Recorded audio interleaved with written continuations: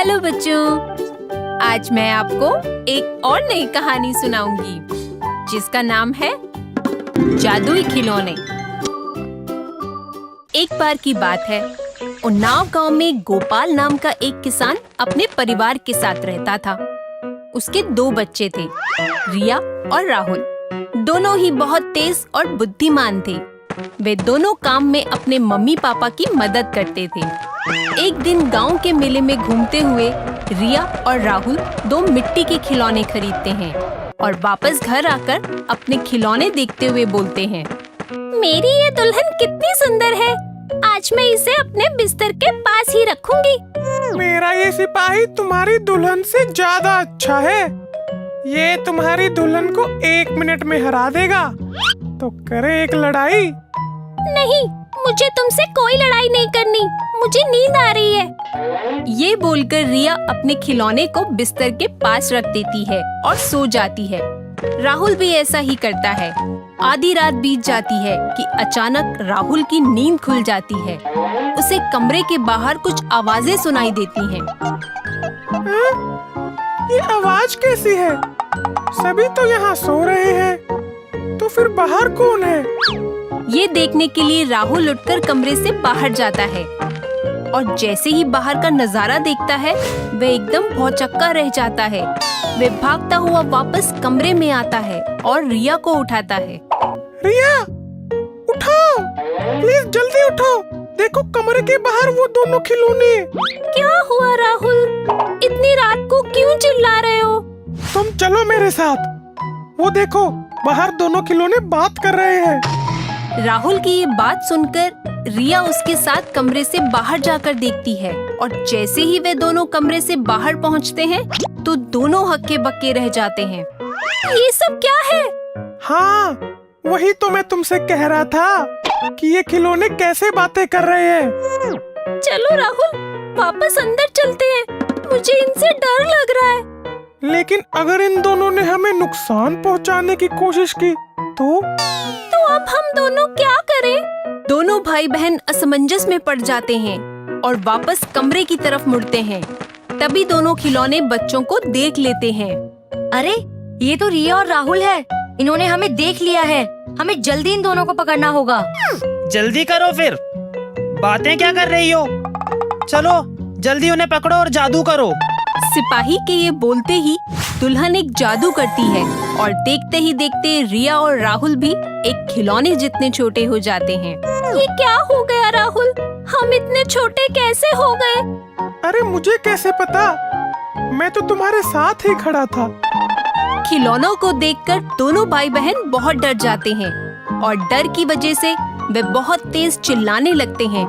लेकिन वे दोनों इतने छोटे हो चुके होते हैं कि अब उनका चिल्लाना किसी को सुनाई नहीं देता। राहुल, हमारी आवाज तो किसी को भी सुनाई नहीं दे रही है। अब हम क्या करेंगे?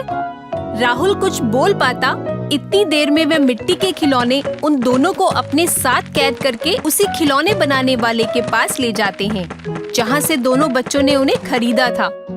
वाह मेरे होशियार खिलौनों, और 2 नए नौकर ले आए तुम मेरे लिए। मैं बहुत खुश हुआ। मालिक, इन दोनों ने हमें देख लिया था, इसलिए हम कुछ चोरी नहीं कर पाए और इन्हें कैदी बनाकर यहाँ ले आए। इसके बाद वे खिलौने बनाने वाला उन दोनों बच्चों को एक छोटे से पिंजरे में डाल देता है और वहाँ से चला जाता है। वे उसी के साथ सभी खिलौने भी वहाँ से चले जाते हैं। रिया, ये सब क्या है? ये तो एक बहुत बुरा खिलौने वाला है। ये इन खिलौनों से चोरी करवाता है। हाँ राहुल, लेकिन अब हमें ये सोचना होगा कि हम इसकी कैद से बाहर कैसे निकलेंगे। कुछ तो करना होगा, नहीं तो पता नहीं हमारे साथ ये क्या करेगा। दोनों बच्चे उदास होकर वहीं बैठ जाते हैं और इसी तरह सो जाते हैं। अगले दिन जब उनकी नींद खुलती है तो वे देखते हैं कि खिलौने वाला उनके सामने ही खड़ा होता है। इन दोनों बच्चों को भी बाकी बच्चों के साथ कैद खाने में डाल देता हूँ। ये दोनों वहाँ मिट्टी खोदने का काम करेंगे। इससे मुझे भी खिलौने बनाने के लिए ज्यादा से ज्यादा मिट्टी मिलेगी। राहुल देखो, यहाँ और भी कितने सारे बच्चे हैं जिन्हें इस बुरे खिलौने वाले ने अपनी कैद में रख रखा है। हाँ बहन, हमें जल्द ही यहाँ से बाहर निकलने का कोई रास्ता ढूंढना होगा। दोनों भाई बहन ये बात करते हुए मिट्टी लेकर खिलौने वाले के पास पहुंचते हैं और छुपकर खिलौने वाले को जादू करते हुए देख लेते हैं। ये बना एक और खुराफाती खिलौना। ऐसे ही बस जल्दी से हर जगह मेरे ही खिलौने फैल जाएं। फिर मुझे कभी भी काम करने की जरूरत बिल्कुल नहीं पड़ेगी।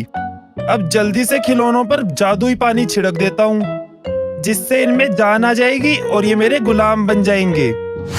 इसके बाद वे चम्मच की मदद से मटके में से जरा सा पानी निकालता है और उसे उन सभी खिलौनों पर छिड़क देता है, जिसके बाद उन सभी में जान आ जाती है और वे चलने लगते हैं। ये सब पीछे खड़े रिया और राहुल देख लेते हैं। अच्छा, तो ये राज है इन सब जीवित खिलौनों का। हाँ, लेकिन हम यहाँ से कैसे निकलेंगे उसके बारे में कुछ सोचो। दोनों मिट्टी लेकर खिलौने वाले के पास जाते हैं। वे उन दोनों को अपने हाथ पर उठाकर ऊपर बाकी सभी खिलौनों के पास रख रहा होता है कि तभी उसके हाथ डगमगा जाते हैं और राहुल उसके हाथ से गिरकर जादुई पानी के मटके में गिरने लगता है, जिसे खिलौने वाला झट से लपककर पकड़ लेता है। हे भगवान, आज तो मैं बच गया। अगर ये बच्चा इसमें गिर जाता तो आज मैं बर्बाद हो जाता। खिलौने वाले की ये बात राहुल सुन लेता है। रात को जब वे खिलौने वाला उन दोनों को वापस पिंजरे में बंद कर देता है, तब राहुल सारी बात रिया को बताते हुए बोलता है। रिया, मैंने आज एक अजीब सी चीज देखी। उस आदमी ने मुझे मटके में गिरने नहीं दिया और डर तो ऐसे रहा था जैसे मेरे उसमें गिरने से उसकी दुनिया बर्बाद हो जाती। राहुल, उस पानी को खिलौनों पर छिड़कने से खिलौनों में जान आ जाती है, इसलिए वह पानी जरूर इस खिलौने बनाने वाले के लिए बहुत जरूरी होगा। लेकिन तुम्हारे इसमें गिरने के डर से वह इतना ज्यादा क्यों घबरा गया था? वे ये सब सोच ही रहे होते हैं कि तभी कुछ खिलौने बात करते हुए वहाँ आते हैं। दोस्तों, आज तो मैं 2 सोने के कंगन चुरा के लाया हूँ। मालिक मुझसे बहुत खुश हुए। मैं तो आज कुछ भी नहीं चुरा पाई, लेकिन एक बच्चे को साथ लाई हूँ। अरे दोस्तों, तुम्हें पता है आज जब मालिक खिलौनों पर जादुई पानी छिड़क रहे थे तब उसमें एक बच्चा गिरने से बच गया, नहीं तो आज हम सबका जीवन यहीं समाप्त हो जाता। सही में? हे भगवान, अच्छा हुआ वो बच्चा उसमें नहीं गिरा। क्यों? ऐसा क्या है उस पानी में जो उस बच्चे के उसमें गिरते ही हम सबका जीवन खत्म हो जाता? पागल, वो एक जादुई पानी है। अगर उसे इंसान का एक नाखून भी छू जाए तो उस पानी का सारा जादू खत्म हो जाएगा और उसी के साथ हम सब भी खत्म हो जाएंगे। खिलौनों की ये सारी बातें रिया और राहुल सुन लेते हैं। अगले दिन जब दोनों बच्चों को मिट्टी खोदने के लिए पिंजरे से बाहर निकाला जाता है, तो दोनों एक योजना बनाते हैं और मौका ढूंढकर जादुई पानी के मटके के पास पहुंचकर उसके अंदर कूद जाते हैं। इसके बाद वे दोनों बच्चे मिलकर उस जादुई खिलौने बनाने वाले के सर पर जोर से वार करते हैं, जिसके बाद वे वहीं बेहोश हो जाता है और वे उसे कैद खाने में बंद कर देते हैं और सभी बच्चों को उसकी कैद से छुड़वाकर वहां से बाहर निकल जाते हैं। तो बच्चों, इस कहानी से हमें ये शिक्षा मिलती है कि हमें समझदारी से काम लेना चाहिए। अपनी बुद्धि का इस्तेमाल करके बड़ी से बड़ी मुसीबतों से निकला जा सकता है। दोस्तों, अगर आपको ये वीडियो पसंद आया हो तो इसे लाइक करें, चैनल सब्सक्राइब करें और हमारे कार्टून शोज सबसे पहले देखने के लिए बेल आइकन दबाना ना भूलें।